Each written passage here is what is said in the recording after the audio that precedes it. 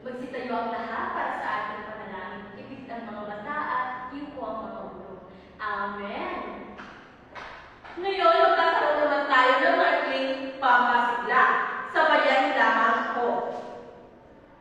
Ngayon, magandang umaga sa inyong lahat. Bago kayo magsimpo, ay maaari bang pakiayos ang mga hanin ng inyong upuan at kung may makikita kayong mga kanan ay pakipulot na nito. Tapos na bang lahat? Maraming salamat. Binibining kalihim, sino-sino ang mga lumipat sa umaga nito? Kung meron man, maaari kang pakisulat mo sa isang buong papel at pakipasa sa akin bago matapos ang klase. Ngayon, bago tayo tuluyang dumako sa ating bagong tatalakayan sa umaga ito, ay meron kaming mga alitutunin na alam kong dapat ninyong sundin upang mapasaayos ang daloy ng ating klase. Una ay itaas ang kanang kamay kung may sasabihin na importante sa guro. At ang pangalawa naman ay huwag mong pag-usap sa katabi kung hindi kinakailangan. Ang pangatlo naman klase ay magkaroon ng respeto sa isa't isa. Naiintindihan lamang ba? Magaling. Bago tayo magbukas ng panibagong topiko sa umaga ito, ay magkakaroon muna tayo ng pagbabalik-aral. Ano nga ba ang tinalakay natin noong nakaraang araw? Tama, ito ay ang pananaliksik. Bago natin bugalin ang panibagong talakayan, ay magkakaroon tayo ng aktibidad. At ang aktibidad na ito ay pinababatang periodic table of elements din. Ngayon, hahatid ko muna kayo sa 4 na pangkat bago ko ipapahagi sa inyo kung paano gawin ang aktibidad na ito. Sige, simulan mo bilang. Ayan, ang huling numero. Ayan. Ngayon, makinig kayong makinig. Narito ang mga halimbawa. Suriin muna. 3 halimbawa yan. Ayan. Nakuha niyo ba? Para sa inyong mga sasagutan, narito na. Ayan. Bibigyan ko lamang kayo ng 3 minuto para sa pagsasagawa. Tapos na ang 3 minuto, itigit na ninyo ang bond paper dito sa harapan na may nakasulat na mga nabuong salita. Ayan, napakahusay. Tama ang mga nabigit ninyo o mga nabuong salita at ito ay pagsulat. Base sa pagsulat, may mga bigyan kami ng ideya. Ayan, napakahusay. Sino ba? Ayan, napakagaling. Pero naman dito sa likuran. Napakahusay. Ulitin nyo lahat.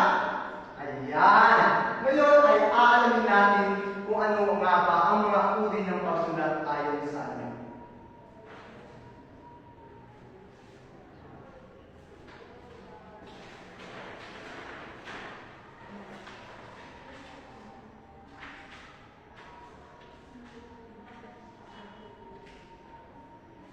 Ang unang uri ng pagsulat ayon sa inyo ay ano kaya?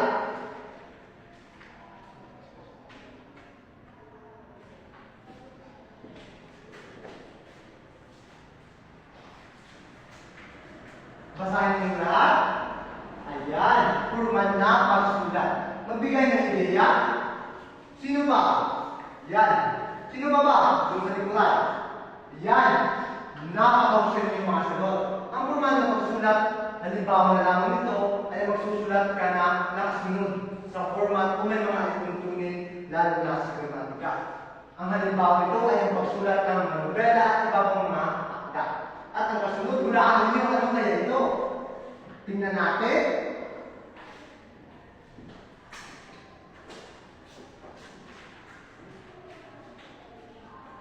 Ayan, basahin nyo lang sabay-sabay. Dito may mga bigyan mo kami ng ideya. Ayan, magbigyan ng ideya. Ayan, napakahusay. Ang di formal na pagsulat, ang mga halimbawa nito, kagaya lamang ng pagsulat ng mga sanaysay na hango sa iyong karanasan, pananaw, at iba pa. Ngayon naman, ay dadako naman tayo sa susunod nating tatalakayin. Magbigay ka nga binibining in-offer ng mga uri ng mga pagsulat. Kung meron kang idea, maraming salamat. Dito naman sa ikaliwang pangkat, dito sa ikaliwang side, Magbigay ka nga binibining Elijah ng mga uri, tama. Dito naman tayo dumako sa harapan. Sige, binibining Saldivinia, magbigay ka nga kung meron ng idea. Maraming salamat. Dito naman sa unang hanay, magbigay ka nga binibining Elo. Maraming salamat. Ngayon, lahat ng mga sinagot ng inyong mga kaklase ay ating aalamin kung tama ba ang lahat.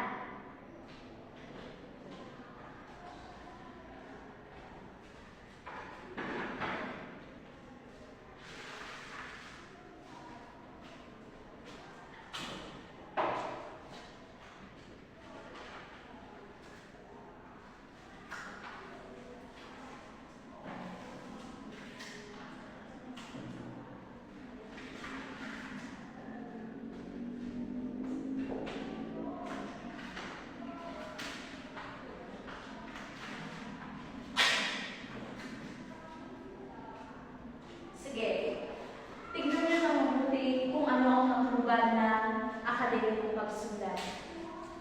Tapos sino bang suliin? Sige. Sa ikalawang pangkat, meron ba kayong idea tungkol sa akademikong pagsulat? Sige, maaari kang tumayo, binibining Marcos, kung ano ang inyong idea.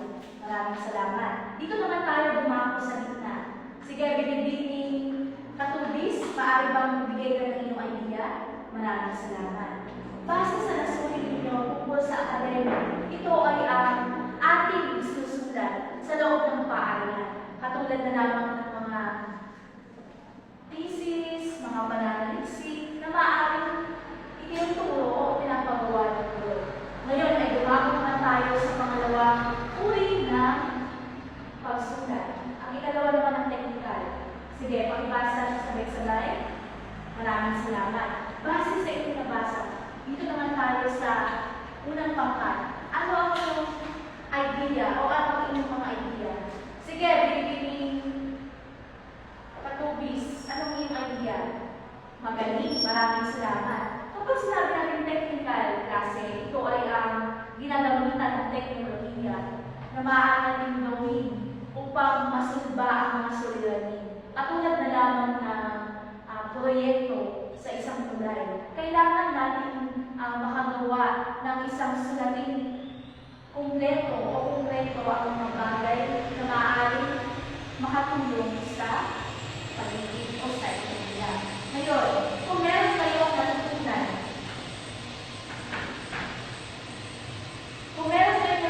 magbigay nga ulit ng dalawa kung natin ito kanina. Sige, dito tayo sa unang pangkat. Maraming salamat. Sa pangalangan, maraming salamat. Ngayon ay alam kong nakikinig kayo. Ngayon ay pagkakot naman tayo sa ikatlo uri ng pagsulat.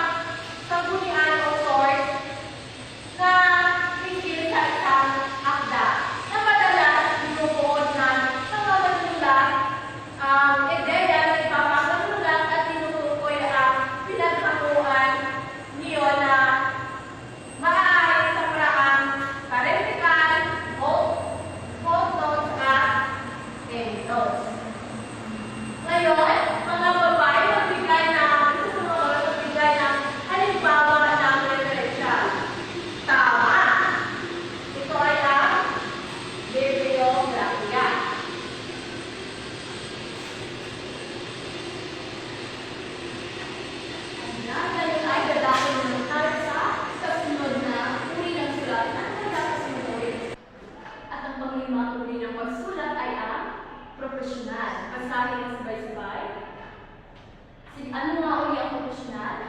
Magaling. At ito ay binubuo ng 4 na saklaw. Una ay ang police report na isinulat ng mga magaling. Ang police report class ay isang opisyal na dokumento na isinulat ng mga pulis upang itala ang mga insidente na nangyayari sa ating kapaligiran, kagaya ng krimen. Ano pa? Magaling. Ang pangalawa ay ang investigative report. Ano ang halimbawa ng investigative report? Sige, bibiling ko ha. Magaling. Ang investigative report ay isang detalyadong dokumento na isinulat ng mga investigador. At ang pangatlo ay ang legal forms, brief at pleadings. Ito ay isinulat ng mga sino? Magaling.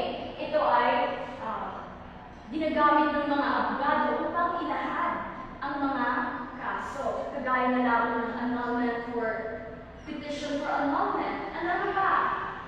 Magaling dito. Magaling pwede kontrato para sa negosyo. At ang panghuli ay ang patient's journal na isinulat ng mga doktor at mga nurse. Ito ay isang talaan ng information ng mga pasyente. Para saan? Para sa kalagayan ng mga pasyente. Ngayon ay lumako naman tayo sa pang-anim na uri ng pagsulat. Unang hanay, ibigay ang pang-anim na uri ng pagsulat. Tama. Ito ay ang malikhain. Mga lalaki, maaari mo bang basahin? Maraming salamat. Pangatlong hanay, magbigay kayo ng ideya kung ano nga ba ang malikhain. Maraming salamat. Pangalawang hanay, maaari mo bang ulitin ang sinabi ng pangatlong hanay? Maraming salamat. Ang malikhain class ay ang malikhain na pagsulat. Ito ay tumutulong sa pagkakaroon at imaginasyon. Ngayon, sa mga nakaupo sa huluhan ay maaari ba kayong magbigay ng mga halimbawa? Tama, ito ay ang nobela, tula at dula. Ngayon, gusto ko na ibalik niyo yung mga atensyon dito sa akin. Ayan. Ihanda ninyo ang mga sarili dahil magkakaroon tayo ng gawain. Ngunit bago ko ibabahagi ang kung paano nyo gawin, ay hahatiin ko na kayo uli sa 3 pangkat. Para sa mapadali, ay heto ang unang pangkat, pangalawang pangkat at pangatlong pangkat. Saan yung muli ang unang pangkat? Ayan, dito, pangalawa, dito at pangatlo. Gusto kong pumunta na kayo sa inyong mga pangkat. Pakibilisan. Ayan. Sa tingin ko ay nandyan na kayo sa inyong mga pangkat.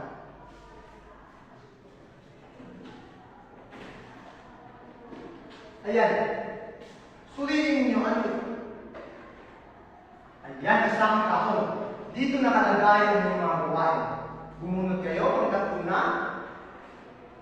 pangkat dalawa, at pangkat 3. Pangkat una, basahin mo yung napili. Ayan, pangkat dalawa. Ayan, pangkat 3. Ayan, pagtutula. Ngayon, ay bibigyan ko lamang kayo ng 3 minuto para sa pagsasagawa. At para mas maayos ang pagsasagawa niya, ay narito ang mga pamantayan.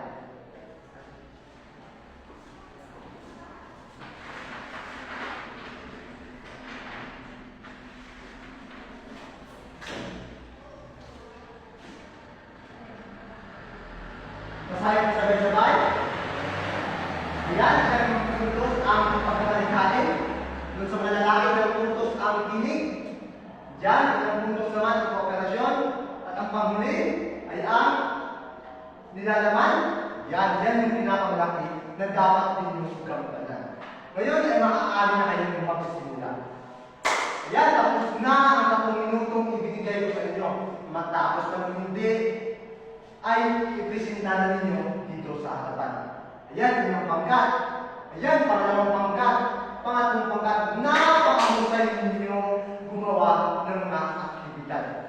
Kaya ngayon, susulitin ko na naman ang mga kakayahan sa pagsagot.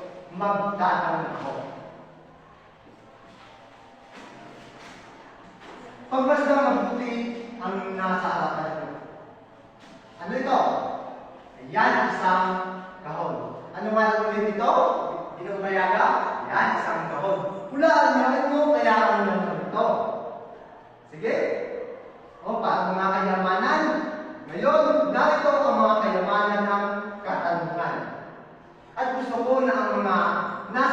ang unang bumuno? Ayan, dito sa lalaki. At sa pangatlo dito sa harapan. Tumayo kayo, yung mga nakabunot. Basahin ang mga katanungan. Sagutan. Ayan, nakakahulusan yung sagot mo. Binibining katubis. Pakiulit nga sa sagot ni binibining katubis. Ginoong Malumar. Ayan, tama ba yung narinig nyo? Tama, ay kanino po. Ngayon sa pangalawang katanungan, basahin. Pakilakasan. Ano nga ulit ang katanungan? Ayan, sagutan mo na. Mahusay. Ngayon, dadaan na tayo sa pangatlong sasagot sa katanungan. Basahin mo malakas. Ulitin mo nga, binibining dagunan. Tama ba yung sinabi ni binibining dagunan? Ayan. Sige, sagutan mo na. Ayan. Base sa narinig mo, binibining. Ano yung narinig mo? Ulitin mo nga. Ayan. Napakahusay. Napakagaling ninyong sumagot sa mga katanungan. Kaya ngayon ay magkakaroon tayo ng maikling pagsusunod. Dahil alam ko busog na kayo sa ating pinalakay o may mga kaalaman na kayo klase tungkol sa mga uri o ano ang kahulugan ng pagsulat. Ngayon ay para malinang ng inyong kaisipan at para mahasa ng mga kaalaman ay meron kaming maikling pagsusuri na ginawa para sa inyo. Babasahin ko lamang ang pagkito. Tukuyin kung tama o mali ang isinaan ng bawat pangungusap. Isulat ang inisyal ng inyong pangalan kung ang isinasaan ng pangungusap ay tama. Pakiulit nga. Binibining katubis, magaling. Susunod naman ay ang inisyal ng inyong apelido naman kung mali. Sige, pakiulit binibining sa liligya kung ano nga ang hindi sinabi. Magaling. Tignan 2 puntos ang kada umas ng bawat bilang kaya suriin ang sagutang mabuti. Meron kami inihanda sa sagutan ninyo sa papel. Pakipasa lang. Dito naman tayo sa ikalawang hanay, pakipasa. Meron lamang kayo 5 minuto sa pagsasagot. Magsimula na. Ayan, tapos na. Pakipasa dito sa harapan. Kami na lamang ang mabawas ko pagkatapos na klase. Sige, magbibilang ako kayo sa hanggang 3. Sige, 1, 2, 3. Dito naman tayo sa kanan. Ayan, maraming salamat. Ngayon, class, kunin ninyo ang inyong mga kwaderno at isulat ang ating takdang aralin. Ang inyong magiging takdang aralin ay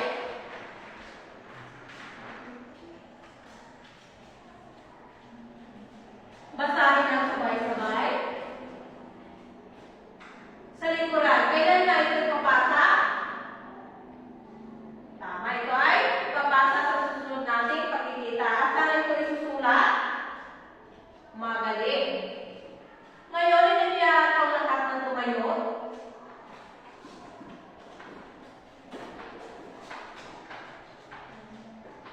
Paalam, class. At maraming salamat sa inyong pakikinig. At nawa kayo may natutunan sa aming ibinigay o na tinalakay natin ngayon.